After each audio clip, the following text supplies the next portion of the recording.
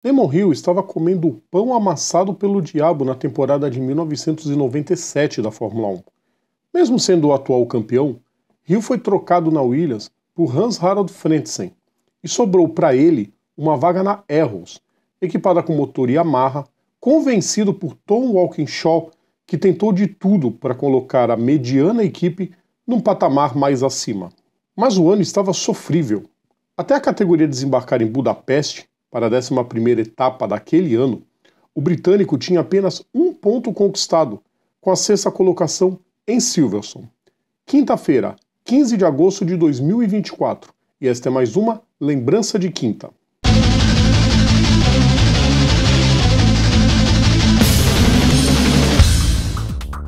Salve a todos os nossos ouvintes, salve a todos os nossos seguidores, sejam todas e todos bem-vindos mais uma vez, eu sou o Rodrigo Vilela, hoje é dia de...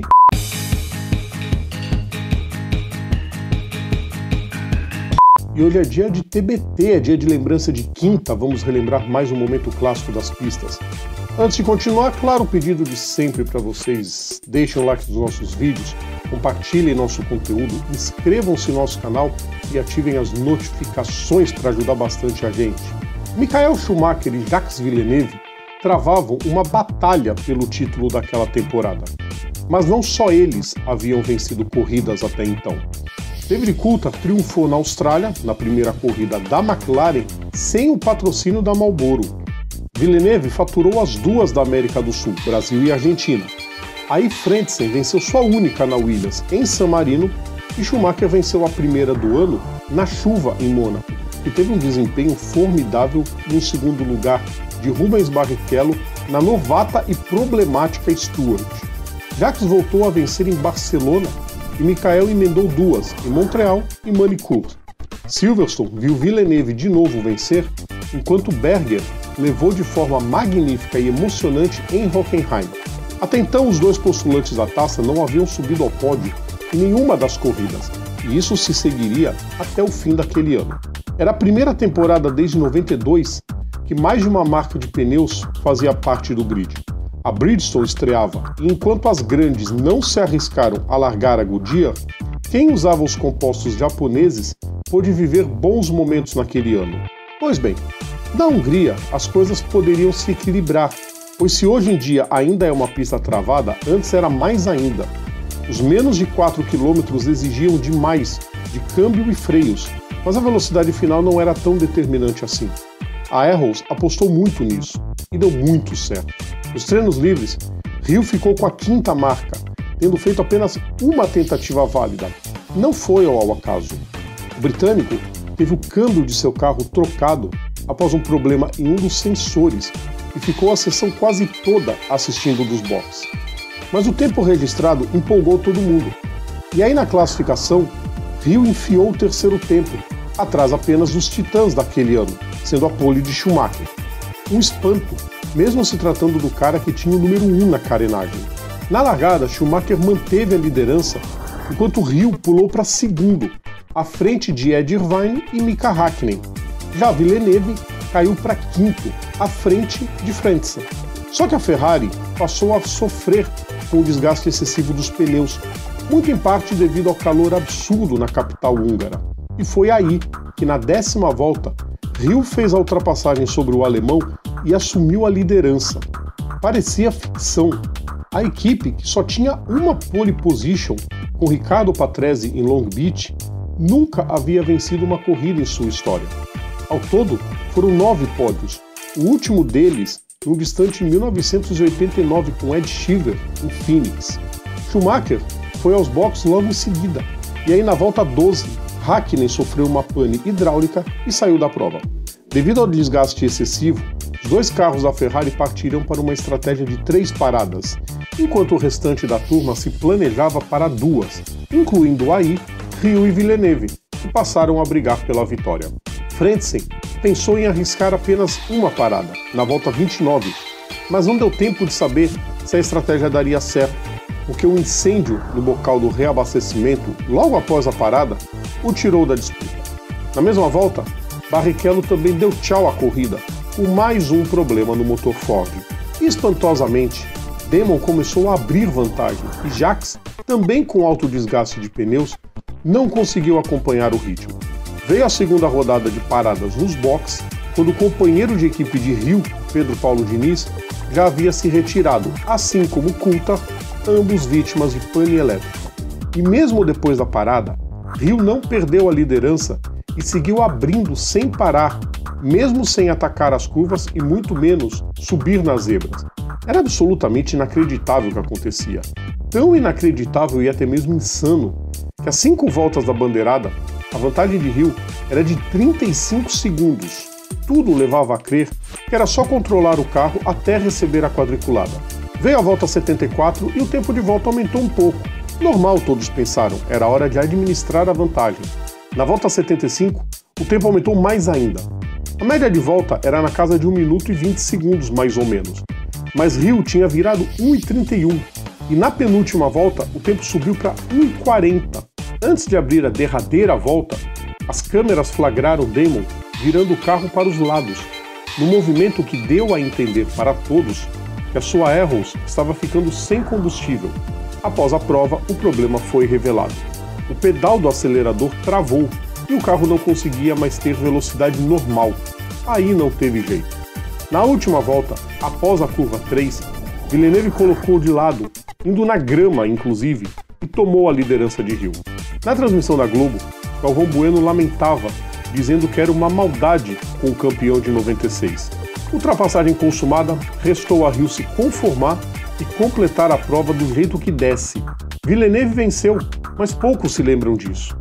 Todas as atenções após o fim da corrida se voltaram para Hill, que cruzou na segunda colocação e, com a postura que sempre lhe foi marcante, comemorou e muito aquele resultado histórico para o time. Aquele seria o último pódio da Arrows na Fórmula 1 e o último dos motores Yamaha.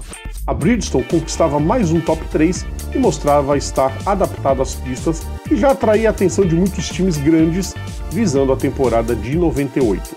Johnny Herbert completou o pódio, seguido pelos 2 Schumachers, Michael e Ralf, e por Shinji Nakano, que fechou a zona de pontuação. Villeneuve diminuía para 3 pontos a desvantagem na tabela para o alemão da Ferrari, 56-53. Bem longe em terceiro vinha Jean Alesi com 22, seguido de Berger com 20 e de Frentzen com mirrados 19 pontos. A própria postura de Hill depois da prova e a performance diante de um carro longe de estar entre os ponteiros serviu para muita gente, incluindo imprensa e torcedores, mudarem suas opiniões acerca do piloto, que sempre foi subestimado em suas conquistas. Mesmo sem pontuar mais até o fim do ano, o britânico voltou a ter o respeito merecido. Em 98 foi para Jordan, onde deu a primeira vitória do time na Bélgica. A Arrows seguiu tentando subir de status. No ano seguinte contratou John Barnard para projetar o carro. Mas a demora do projetista fez a temporada ser novamente sofrível, a despeito da maravilhosa pintura toda em preto. O time surpreendeu em 2000 e 2001, pontuando com uma certa frequência, mas em 2002 tudo ruiu e o time fechou as portas após a etapa de Hockenheim, depois de protagonizar um vexame em Manicure, quando Walkinshaw ordenou que seus pilotos andassem devagar para não se classificarem para a corrida francesa, por absoluta falta de dinheiro. Villeneuve e Schumacher disputaram o título de 97 até a última etapa em Jerez, e depois disso, as carreiras de ambos foram opostas.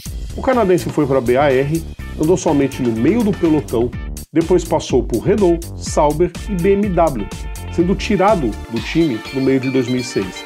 Já Schumacher tirou a Ferrari da fila em 2000 e emendou um pentacampeonato em sequência, chegando aos seus 7 títulos. Hill pendurou o capacete ao final da temporada de 99, se tornou comentarista de Fórmula 1 na ITV e na Sky Sports, se tornou presidente do BRDC, o clube dos pilotos britânicos, inclusive presidindo o autódromo de Silverstone, na reforma que impediu a mudança da etapa britânica da Fórmula 1 para Donington Park. Damon também já mostrou seus dotes como guitarrista, tendo inclusive participado da gravação de um dos discos da banda Def Leppard. Nos 8 anos em que esteve na Fórmula 1, o piloto, hoje com 63 anos, conquistou 22 vitórias, muitas delas brilhantes. Mas a maior demonstração do seu talento que o colocou definitivamente no hall dos gigantes não veio em nenhuma delas. Foi aquela corrida no verão da Hungria que calou todos os críticos de uma vez. Que maldade com Damon Hill, é muita maldade. Até hoje eu lembro da narração do Galvão Bueno naquela prova que eu acho que todo mundo torceu para o Hill ganhar aquela corrida. Não existe a menor hipótese de alguém ter ficado feliz com aquele desfecho. Lembra muito o que aconteceu com a Toyota nas 24 horas de Le Mans em 2016, que a Porsche acabou vencendo depois que a Toyota quebrou na última volta, no último minuto praticamente, faltam 3 minutos para o fim da prova, e a Porsche nem teve culhão de festejar como se deve festejar uma vitória em Le Mans, por causa do azar tremendo dos outros. O Villeneuve foi um pouco contido até, mas a própria postura do Hill fez todo mundo se aliviar. Ninguém ficou com pena depois da corrida. O próprio Hill fez questão de valorizar muito o segundo lugar naquela corrida em Hungaroring, e com certeza foi o maior momento dele, com um carro muito longe de ser mediano naquela época, quebrando demais, uma coisa terrível. Quase vencer a prova. Uma pena aquele pedal do acelerador travado.